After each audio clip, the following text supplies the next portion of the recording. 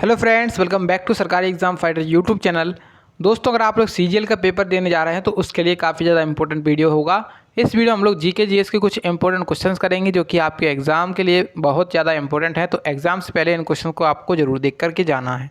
चलिए शुरुआत करते हैं। एक एक क्वेश्चन को आपको अटैम्प्ट करना है, एक एक क्वेश्चन को दिल पर लेना है कि आप सारे क्वेश्चंस को अटैम्प्ट करिएगा और देखिएगा कि आप तैयारी किस तरीके से करके आए हैं अभी तक। ठीक है, चलिए देखिए, सबसे पहले क्वेश्चन पे अगर आप ध्यान देंगे तो इसमें आपसे पूछा गया है गराड़ी किस राज्य का लोक नृत्य है। देखिए, जो गराड़ी लोक नृत्य है वो किस राज्य का है। चार ऑप्शन आपके सामने हैं, तो करेक्ट आंसर आप लोग टिक कर सकते हैं अगर आपको पता है। तो यहाँ पे पुडुचेरी इसका आंसर हो जाएगा। पुडुचेरी जो है ना, यहाँ पे गराड़ी लोक नृत्य किया जाता है। ये जो गराड़ी लोक नृत्य है, यह नृत्य क्षेत्र के सभी त्योहारों के दौरान किया जाता है। यानी कि जो क्षेत्र में पुडुचेरी में जितने भी त्यौहार होते हैं उसके दौरान यह नृत्य किया जाता है। यह नृत्य प्रदर्शन आमतौर पर लगातार 5 से 8 घंटे तक किया जाता है।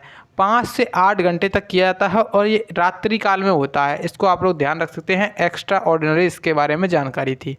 नेक्स्ट क्वेश्चन देखिएगा आप लोग। तो नेक्स्ट में आपसे पूछा गया है निम्नलिखित में से कौन सा उपाय एक राष्ट्र की संपत्ति में वृद्धि नहीं करेगा। किसी कोई राष्ट्र है, उसकी संपत्ति में वृद्धि करनी है, तो यहाँ पे कौन सा उपाय है जो राष्ट्र की संपत्ति में वृद्धि नहीं करेगा। सबसे पहला ऑप्शन है नई कंपनियों में निवेश करना। दूसरा कह रहा है कि कारखानों में बढ़ती कार्य क्षमता। तीसरा कह रहा है कि घास के मैदानों को बागों में परिवर्तित करना। फोर्थ कह रहा है कि सब्सिडी के रूप में करों का पुनर्वितरण करके। तो राइट आंसर आप सभी लोग जानते हैं कि इसका राइट आंसर क्या हो जाएगा।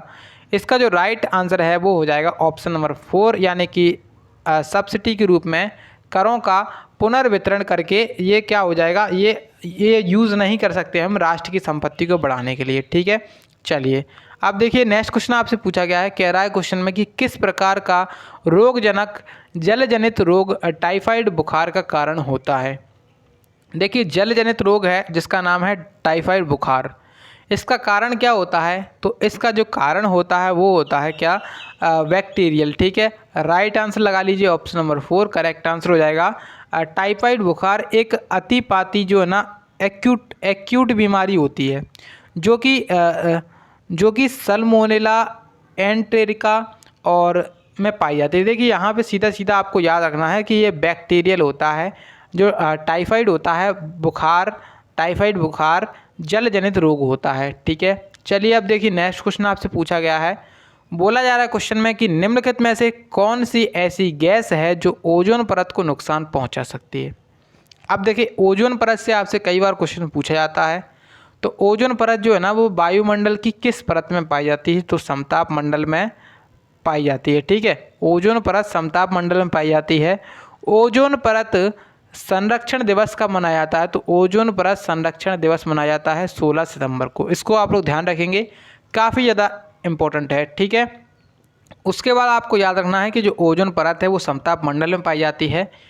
ओजोन परत को नुकसान पहुंचाने वाली कौन सी गैस होती है, तो ओजोन परत देखिए O3 तो ओजोन गैस ही हो गई, यहाँ पे Ne नियॉन हो गई। तो अब हमें बताना है कि ओजोन परत को नुकसान पहुंचाने वाली जो गैस है वो कौन सी होती है। तो आप कहेंगे C6H14।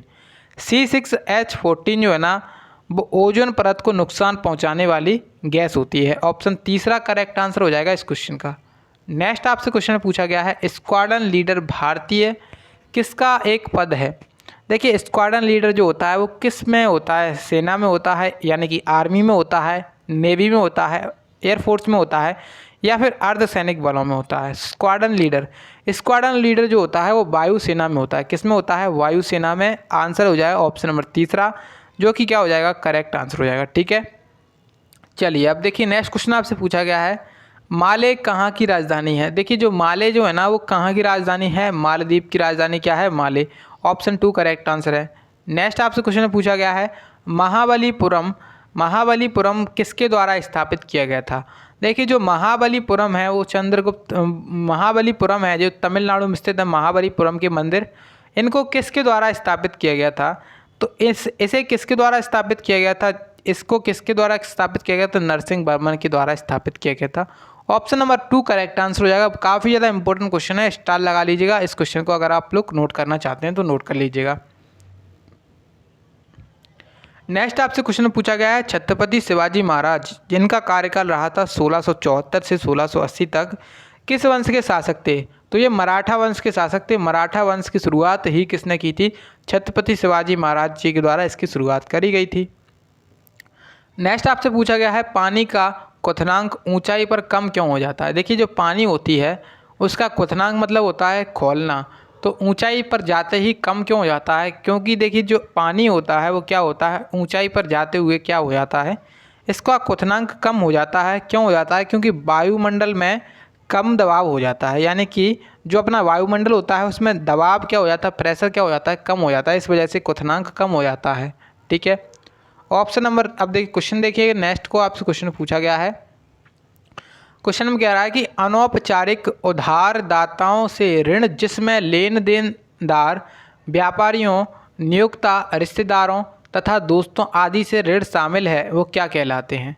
तो ये आपसे इकोनॉमिक्स से पूछा गया है और आप लोग लगाएंगे इसका आंसर ऑप्शन नंबर 2, अनौपचारिक क्षेत्र ऋण। ठीक है, ऑप्शन नंबर 2 अनौपचारिक क्षेत्र ऋण इसका आंसर हो जाएगा। नेक्स्ट क्वेश्चन देखिएगा, तो नेक्स्ट आपसे पूछा गया है, किस प्रकार की, क्या यहाँ पे गैरकानूनी रूप से किसी सरकार को उखाड़ फेंकना है? किसी सरकार को उखाड़ फेंकना क्या है? तो यहाँ पे आप लोग लगा लीजिए कि जो अपनी तख्ता पलट होता है वो गैर कानूनी रूप से किसी सरकार को उखाड़ फेंकना होता है। ऑप्शन तीसरा करेक्ट आंसर हो जाएगा। नेक्स्ट क्वेश्चन की तरफ ध्यान देंगे तो आप लोग इसमें क्वेश्चन में बोला गया है कि निम्नलिखित में से कौन हमारे देश में सबसे महत्वपूर्ण राजनीतिक संस्था है? कौन हमारे देश में सबसे महत्वपूर्ण राजनीतिक संस्था क्या है? राष्ट्रपति, गवर्नर, भारत के मुख्य न्यायाधीश और फोर्थ कह रहा है कि राज्य के राज्यपाल। तो राइट आंसर आप लगा सकते हैं कि जो अपना राइट आंसर हो जाएगा वो क्या हो जाएगा, राज्य के राज्यपाल। ठीक है, ऑप्शन 4 इसका करेक्ट आंसर हो जाएगा। अब इसके बारे में जानकारी लेंगे। भारत में राज्यपाल को 5 साल की अवधि के लिए भारत के राष्ट्रपति द्वारा नियुक्त किया जाता है। मंत्रिपरिषद की सलाह पर या वास्तव में प्रधानमंत्री की सलाह पर एक गवर्नर की नियुक्ति की जाती है। ठीक है, यह केंद्र सरकार का एक एजेंट के रूप में कार्य करता है और अक्सर केंद्र में सरकार की सुविधाओं के अनुरूप इसे हटाया जा सकता है। ठीक है, ऑप्शन 4 करेक्ट आंसर हो जाएगा। नेक्स्ट क्वेश्चन आपसे पूछा गया है, चंद्रगुप्त मौर्य के पुत्र का नाम क्या था? तो चंद्रगुप्त जो मौर्य थे, इन जो मौर्य वंश की स्थापना करी थी इन्होंने, और इनके पुत्र का नाम था बिंदुसार। ठीक है, बिंदुसार इनके पुत्र का नाम था और इसके जो बिंदुसार था उसके पुत्र का नाम क्या था? तो अशोक उसके पुत्र का नाम था। नेक्स्ट आप देखेंगे तो निर्जलीकरण क्या होता है? निर्जलीकरण क्या होता है? तो आप कहेंगे जो निर्जलीकरण होता है वो क्या होता है, अभी बताते हैं हम कि निर्जलीकरण क्या होता है। देखिए, जो निर्जलीकरण होता है वो क्या होता है? निर्जलीकरण एक अणु में पानी को हटाना, एक अणु में से पानी को हटाना ही क्या कहलाता है? निर्जलीकरण कहलाता है। निर्जली यहाँ पे निर्जल मतलब हो जाएगा पानी को हटाना, और किससे हटाना? अणु से पानी को हटाना, उसे कहते हैं निर्जलीकरण। नेक्स्ट आपसे क्वेश्चन पूछा गया है, दो परमाणुओं के बीच बंध की क्या प्रकृति अधिक होती है यदि उनकी विद्युत ऋणात्मकता का अंतर कम होता है? अब आप कहेंगे ध्रुवीय, धात्विक, आयनिक या फिर सहसंयोजक। तो राइट आंसर लगा सकते हैं आप लोग 4th यानी कि सहसंयोजक इसका करेक्ट आंसर हो जाएगा। उसके बाद आप नेक्स्ट क्वेश्चन देखेंगे तो नेक्स्ट में आपसे पूछा गया है, कह रहा है क्वेश्चन में कि किसकी जानकारी के लिए खोज और प्राप्त जानकारी की कंप्यूटिंग करने की सुविधा देता है? तो यहाँ पे आप लोग लगाइएगा आंसर क्या, ऑप्शन तीसरा यानी कि क्वेरी लैंग्वेज जो होती है, क्वेरी लैंग्वेज ये क्या होती है? जानकारी के लिए खोज और प्राप्त जानकारी की कंप्यूटिंग करने की सुविधा देती है। ठीक है, चलिए नेक्स्ट आपसे क्वेश्चन पूछा गया है, भौतिक मात्रा संवेग की इकाई क्या होती है? देखिए, जो अपनी संवेग होता है इसका इकाई क्या होती है, इसका मात्रक क्या होता है? संवेग की इकाई। तो आप लोग लगाएंगे आंसर क्या, जो संवेग होता है इसकी इकाई क्या होती है? संवेग की इकाई। तो आप लोग लगा सकते हैं इसमें आंसर, और जो संवेग होता है इसकी इकाई होती है Newton into second. Newton into second इसका आंसर है, ऑप्शन 1 इसका करेक्ट आंसर है। नेक्स्ट आप देखें क्वेश्चन में, तो कह रहा है क्वेश्चन में कि अपर कट मुख्य रूप से किस खेल से संबंध रखता है? अपर कट जो शब्द है वो किस खेल से संबंध रखता है? अपर कट जो शब्द है इसका संबंध किस खेल से है? अपर कट का संबंध है मुक्केबाजी से। ठीक है, ऑप्शन नंबर तीसरा करेक्ट आंसर है। अब देखिए नेक्स्ट तरफ चलते हैं। नेक्स्ट आपसे क्वेश्चन पूछा गया है, बोला जा रहा है क्वेश्चन में कि निम्नलिखित में से कौन सा द्रविड़ शैली के मंदिर वास्तुशिल्प की विशेषता है।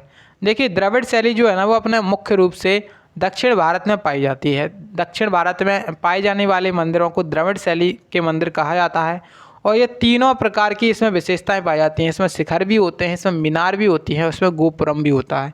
तो सभी प्रकार की विशेषताएं होती हैं, यानी कि ऑप्शन नंबर 4 इसका करेक्ट आंसर हो जाएगा। लास्ट क्वेश्चन कह रहा है आपसे, एन एरिया ऑफ डार्कनेस नामक पुस्तक के लेखकार कौन है। तो आप कहें कि जो एन एरिया ऑफ डार्कनेस पुस्तक है इसके लेखकार का नाम क्या है।